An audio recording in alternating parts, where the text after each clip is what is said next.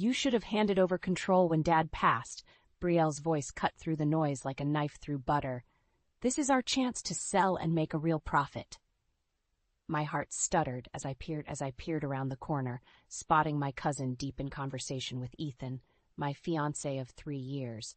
They huddled near the bar, oblivious to my eavesdropping presence at our winery's annual harvest party. I'm in, Ethan murmured with a solemn nod. We'll tell Avery after securing the deal. She won't be able to refuse once the money's on the table. Bile rose in my throat as the truth slammed into me. My own family, my supposed loved ones, plotting to steal away my father's life's work, everything I'd sacrificed to preserve. Trembling, I stormed away, desperate for space to process the gut-wrenching betrayal. Tears blurred my vision as I fled through the vineyard's rows, the muffled sounds of celebration fading behind me. How could they? After all the blood, sweat, and tears I'd poured into this place, into keeping Dad's dream alive. And Ethan? The man I'd planned to marry, willing to strip me of my legacy for profit. The vines stretched endlessly in every direction, mirroring the tangled maze of shock and rage clawing at my chest. I stumbled forward, uncaring of the twigs snagging my dress or the chill night air whipping across my face. It wasn't until I reached the secluded corner where Dad's favorite rosebush grew that I finally crumpled to the ground in anguished sobs. The petals glistened with dew, oblivious to my shattering world. After several ragged breaths, determination replaced despair. I wouldn't go down without a fight. Not while a single drop of my father's spirit flowed through these vines. If Ethan and Brielle wanted a war for the winery's soul, they'd soon discover I possessed more metal than they could ever fathom. Fueled by righteous fury, I rose and marched with renewed purpose back toward the celebration. Ethan and Brielle would never see the tempest brewing behind my controlled smile as I rejoined the crowd. Let them bask in their misguided confidence. It would make their downfall all the more catastrophic. I was the master of this vineyard, and by night's end, I'd have the perfect scheme to protect Dad's legacy at all costs. In the days following the harvest party, I played the role of the oblivious fiancé to perfection. Ethan remained affectionate, his gentle kisses and soft caresses mere rehearsed performances masking his deceit. "How was your meeting with the marketing team?" he asked over dinner one evening, his hazel eyes betraying not a glimmer of guilt. I forced a smile. "Productive. We've got some exciting new campaigns in the works." Ethan nodded, shoveling a forkful of pasta into his mouth. "That's great, babe. I know how hard you've been working to take the winery to new heights." The blatant hypocrisy nearly made me gag. While he spouted meaningless platitudes, I secretly gathered evidence, piecing together the full extent of his treachery with Brielle. Tapping into the winery's financial records and encrypted communications, I discovered their embezzlement stretched back months, funds they'd been funneling into an offshore account. Printouts detailing dozens of wire transfers lay scattered across my office desk like damning puzzle pieces. My blood boiled as I connected their illicit money trail to meetings with corporate bigwigs, vultures eager to devour my family's legacy. "You lying, grasping snakes," I seethed through gritted teeth. The office door creaked open, and Lucia, my most trusted employee, stepped in with a concerned frown. "Everything okay, Miss Connors?" I waved her inside and gestured to the documents. "See for yourself.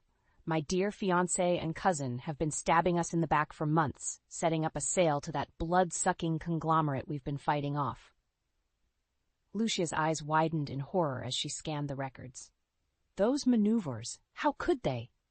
"Greed and self-preservation," I spat. "Ethan's likely counting on making me the rank-and-file winery bitch once the deal is done." I slammed my fist on the desk, delighting in Lucia's startled flinch. "But they're gravely mistaken if they think I'll roll over without bringing the entire facade crumbling down on their heads." Lucia swallowed hard, her voice wavering. "What are you going to do?" A wicked grin stretched across my face as the seeds of vengeance took root. "I'm going to remind them why you don't dispense with honor among thieves." The next morning, I strode into Marcia Blackwood's prestigious law office, evidence folder in hand. If anyone could help dismantle Ethan and Brielle's underhanded scheme, it was Marcia, a brilliant legal shark with a reputation for devouring corporate sleazeballs. Miss Connors, her assistant, ushered me inside. Miss Blackwood is expecting you. I found the renowned attorney studying a stack of documents behind her imposing mahogany desk. Razor-sharp eyes scrutinized me over the rim of her glasses as I approached. "You certainly have a flair for dramatic entrances," Marcia said dryly. "I hope, for your sake, you've brought me something substantial." Wordlessly, I handed over the folder and waited as she flipped through the incriminating paperwork. Bank statements, encrypted emails, everything I'd compiled on the betrayal. Marcia's practiced mask of stoicism slipped, her eyebrows arching in disbelief.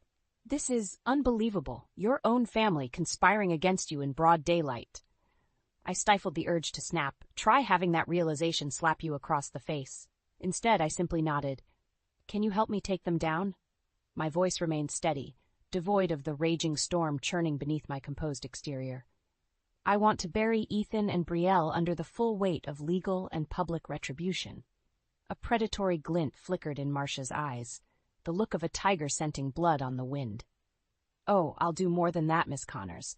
By the time we're through, their reputations and freedom will be torn asunder. They'll be left destitute, forced to slink away from this valley with their tails between their legs." My lips curved into a vindictive smile, already envisioning the devastation I'd rain down upon the traitorous snakes slithering in my midst. Over the ensuing days, Marcia and I constructed an impenetrable counteroffensive, rallying allies in preparation to obliterate Ethan and Brielle's scheme. Anthony, my winery's head vintner, eagerly supplied information to undermine their corporate dealings. Jackson, our top sales rep, helped divert funds and reroute profitable distribution contracts. Kara in marketing launched a campaign showcasing our heritage and community ties, the very soul they aimed to ravage for profit. With each Ailey recruited and assets secured, the day of reckoning crept inexorably closer. Ethan and Brielle carried on clueless, their arrogance blinding them to the crumbling ground beneath their feet. I could hardly wait to cement the trapdoor's collapse and revel in their pathetic, well-deserved downfall. The first strike hit with precise, surgical brutality. This just in. Financial records have surfaced exposing embezzlement and corporate fraud at Connor Family Vineyards, the local news anchor announced in a grave tone. Sources indicate Chief Marketing Officer Ethan Baxter and Deputy Manager Brielle Evans have been funneling company assets into overseas accounts for personal gain. I watched with wicked satisfaction as the damning report flashed on the TV, my finger hovering over the pause button. Frozen on screen, Ethan and Brielle's faces contorted in horror. A perfect captured memory. In the ensuing days, a merciless barrage of legal filings and media leaks descended upon the conspirators. Marcia worked tirelessly, slapping them with criminal charges while ensuring every salacious allegation dominated headlines. Ethan confronted me in a heated parking lot showdown, his usually polished veneer cracked and disheveled. "Why are you doing this?" he demanded through clenched teeth, eyes wild and desperate. "We were going to set you up with a nice payoff, more than enough to retire comfortably." I laughed in his face, loud and mocking.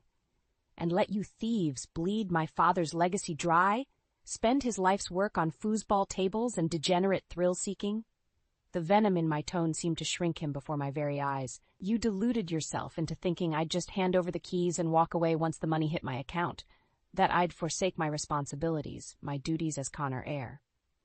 Poking his chest with each enunciated word, I leaned until our faces were mere inches apart. "You miscalculated. Badly." Ethan recoiled, his expression incredulous. "So that's it?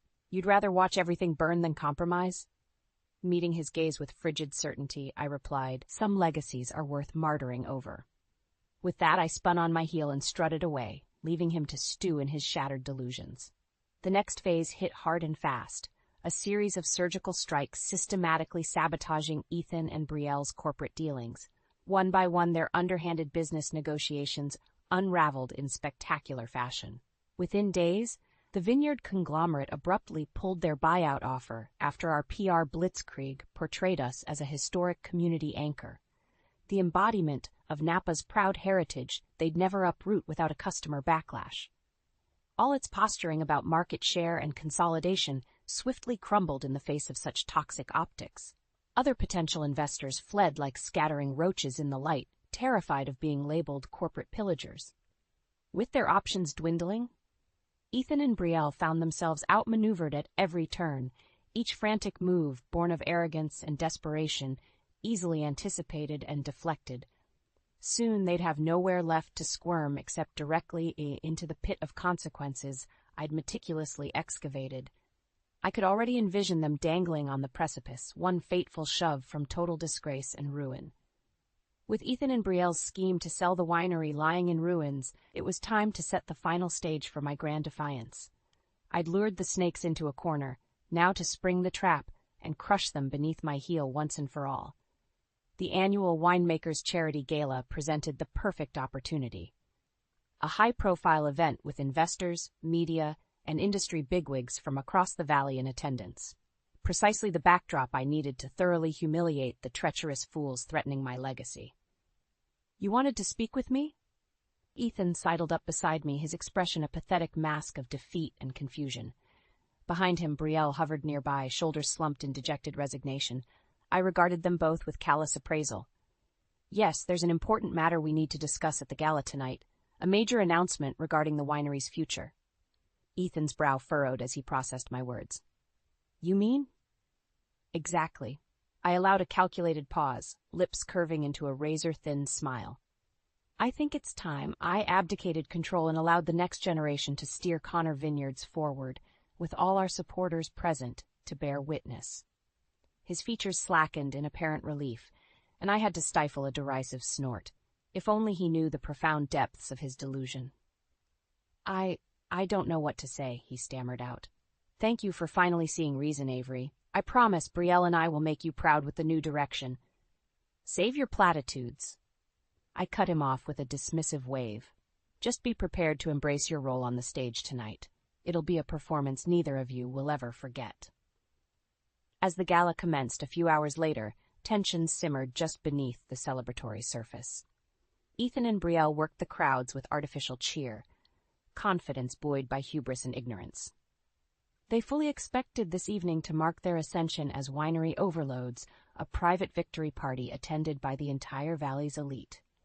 Little did the self-deluded fools realize the event heralded loss-doomed downfall, orchestrated by the very woman they sought to disenfranchise. Their humiliation would be gloriously public, a final legacy-staining trauma to complement the mountain of legal consequences still to come. Enjoying the evening? I sidled up to them with 2 fresh glasses of crisp Chardonnay, every inch the gracious hostess. Brielle accepted her drink, green eyes glinting with avarice. "It's just the start of many more to come under our management." "About that." I raised my glass in preparation for a toast. "I believe I promised a special announcement tonight?" Ethan's face broke into an eager grin, gobbling up the bait with reckless desperation. "You finally saw the light. We're ready to lead the winery into a new prosperous era."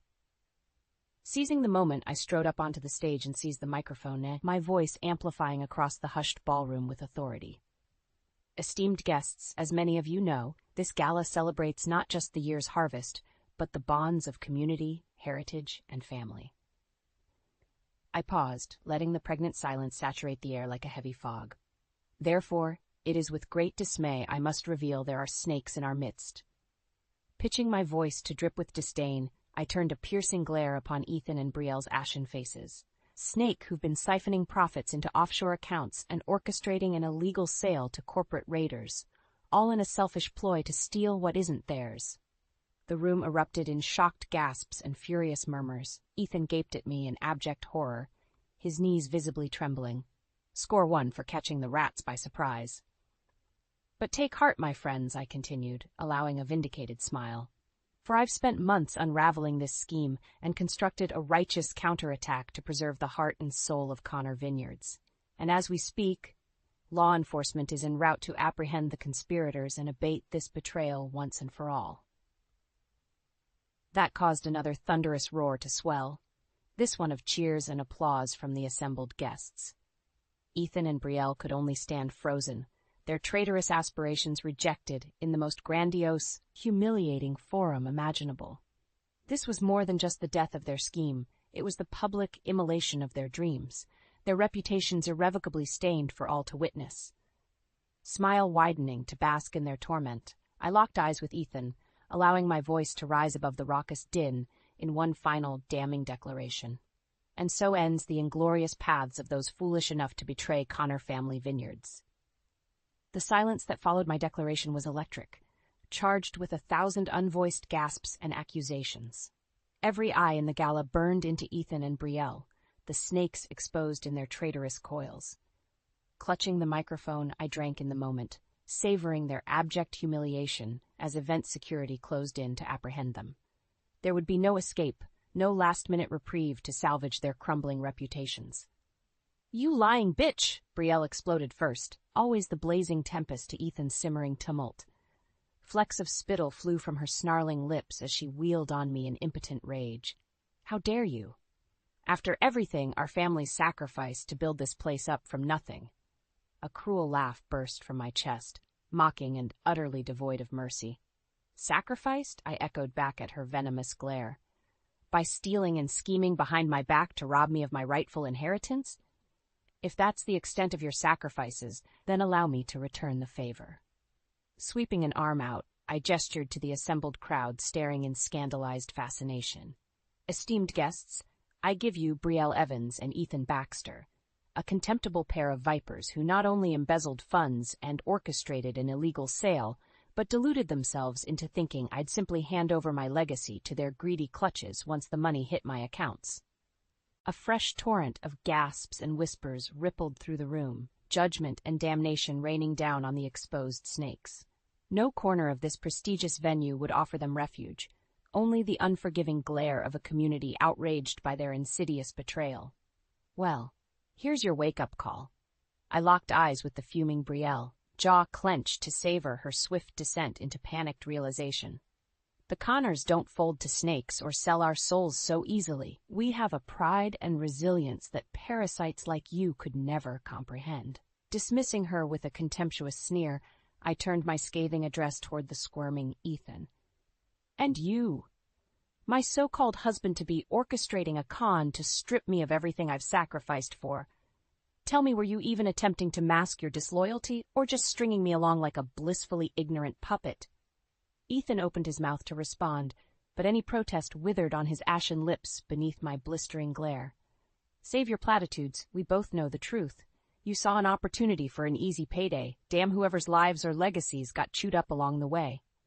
My fingers stabbed with each enunciated syllable, driving the humiliation deeper. "Well, you miscalculated badly, Baxter, and now you'll reap the widespread ruination you've disgraced yourselves by earning." As if on cue, the ballroom doors flew open, revealing a grim-faced Marcia Blackwood flanked by county sheriff's deputies, the legal cavalry arriving to compound the conspirators' devastation. They swept forward as twin tidal waves of dread finally crested over Ethan and Brielle's masks of feigned innocence. Excuses and justifications died on their lips, choked off by the stark ramifications crashing down upon their elaborately orchestrated scheme. Ethan turned to me, momentarily unmasked in his desperation. "Avery, please." But I cut him off with a contemptuous slash of my hand. "I don't know who you are anymore, Ethan. Only that you're just another snake unworthy of my name or legacy." His shoulders slumped just before the deputies seized his arms, the dual blows of exposure and consequence robbing him of any final defiance. Fighting back a cruel smirk of satisfaction, I handed off the microphone to the approaching Marcia and stood tall, basking in the complete conquest over those who dared imperil everything I held sacred.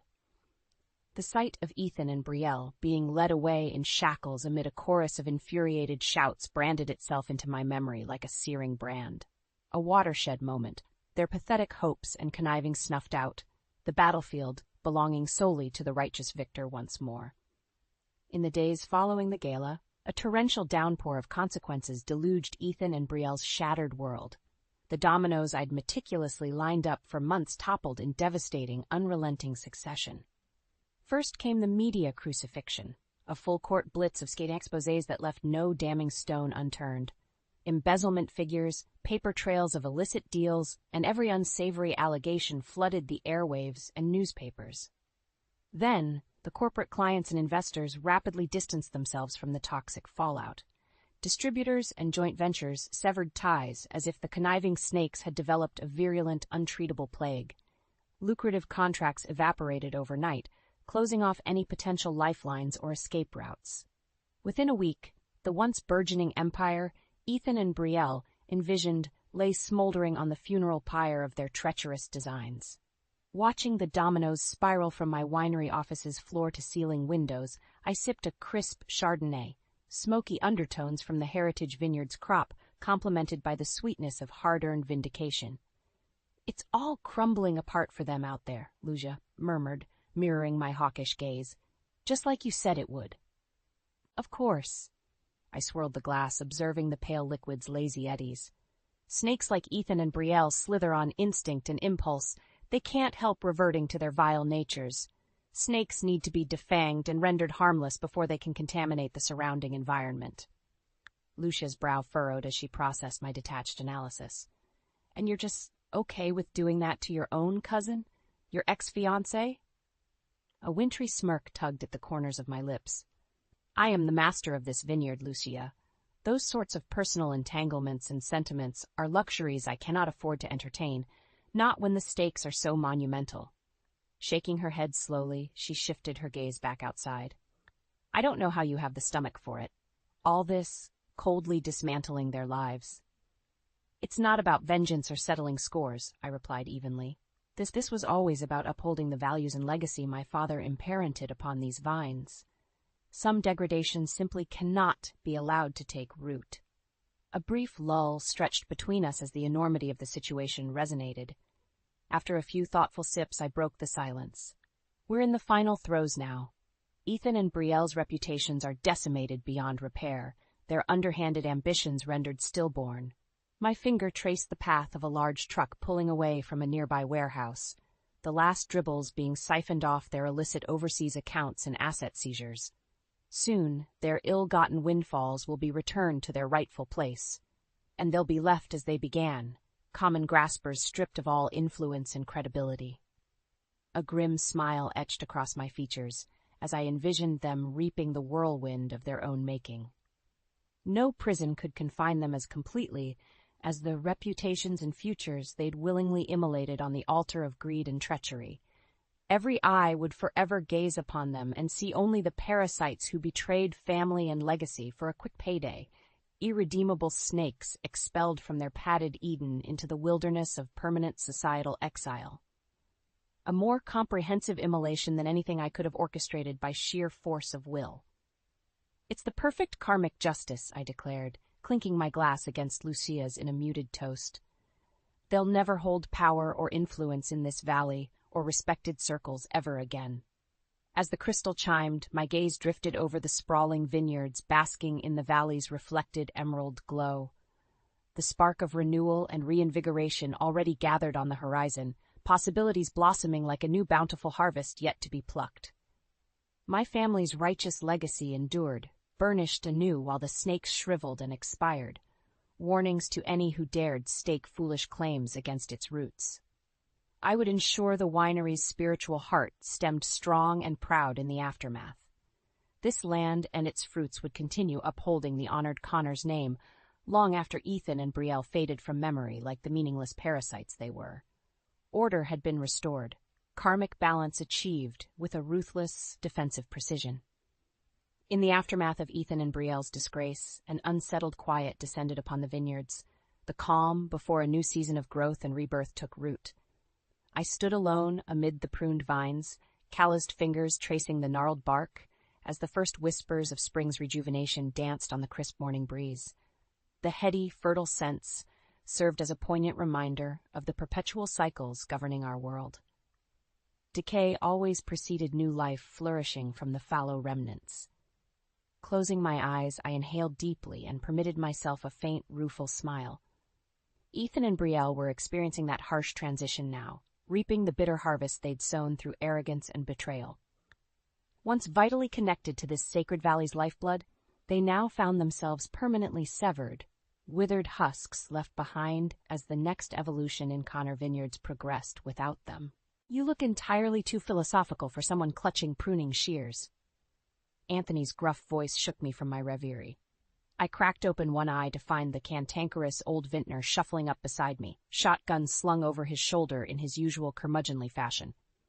"Just savoring the turning of seasons," I replied, nodding toward the replenished vines already studding with pale green buds, contemplating the cycles that govern all aspects of life. Anthony snorted, hawking a thick globule of phlegm into the pristine soil. "If you're searching for some grand metaphor about your jackass ex-fiancé and money-grubbing cousin, you're barking up the wrong goddamn vineyard." I fought back a chuckle, recognizing Anthony's typical bluster. "Not at all," I assured him, merely appreciating the moments of peace and clarity before we dive headlong into another demanding harvest. The brusque old man gave a grudging nod, squinting out over the sea of vibrant green shoots stretching toward the horizon. "Well, at least you finally evicted those parasitic rats mucking about in the wine cellar," he growled. "Spat enough dealing with aphids and mildew without vermin infestations threatening to strangle the whole operation." His crass wisdom struck an unexpected chord of sanguine appreciation within me. Somehow, Anthony's earthy pragmatism invoked the spirit of these lands more than any fragrant spring zephyr or poetic Renaissance musings could muster. Some legacies endured not through florid romanticisms, but by the hard-bitten determination to preserve their essence through every cycle of death and rebirth. Dad had that stubborn tenacity, and now, in the aftermath of my own battle to safeguard our proudest fruits, it seemed I had awoken to it as well. Nodding toward the distant winery complex peeking over the knolls, I voiced the conviction blossoming in my chest. "I want to expand our attractions and hospitality ventures," I declared. "Lavish new visitor experiences to take this place to even greater heights. Show the world we're not some quaint foothill boutique, but a leading cultural anchor as timeless as the grapes we cultivate." Anthony regarded me with one bushy-thing eyebrow arched. "Mighty ambitious talk, Miss Connor." A cantankerous smirk tugged at the corner of his cracked lips. "Hope you've got the grit to back it up once the snakes come slithering back." My fingers tightened around the pruning shear's worn wooden grip, drawing reassuring strength from its hewn permanence. "I'm counting on it," I replied with a feral grin. "The vines and soil have tasted treachery. They'll never allow anything besides the purest offerings to take nourishment again. Let the serpents bare their fangs, we'll simply lop off their skulls and continue flourishing as we were meant to." Anthony held my gaze for a long moment before unleashing a gravely chuckle that reverberated across the peaceful vineyard like a rollicking thunderclap. "Well, I'll be damned," he sputtered between wheezing guffaws. "You've finally grown a nice pair of auteur Italian grapes, haven't you, girl?" My laughter joined his, the twin reverberations mingling and trilling through the awakening vines, harbingers of the revitalized spirit and enterprise taking root. As our mirth gradually subsided into a comfortable quiet, I gazed out over my family's verdant domain with a renewed sense of purpose igniting within. No longer would I merely aim to preserve these hallowed lands. That passive existence felt unbefittingly hollow in the wake of my trials. From the ashes of duplicity and desecration, a new, more ambitious path beckoned to be forged, one that would elevate Connor Vineyards to unprecedented glories and esteem its founder could scarcely have envisioned. But I sensed Dad's spirit smiling down upon the endeavor, regardless, for he would surely recognize the resilience and singular drive propelling his heir's ascent from turmoil to triumph. The snakes had been vanquished. Now it was time for the phoenix to stretch its wings and soar toward new promised harvests.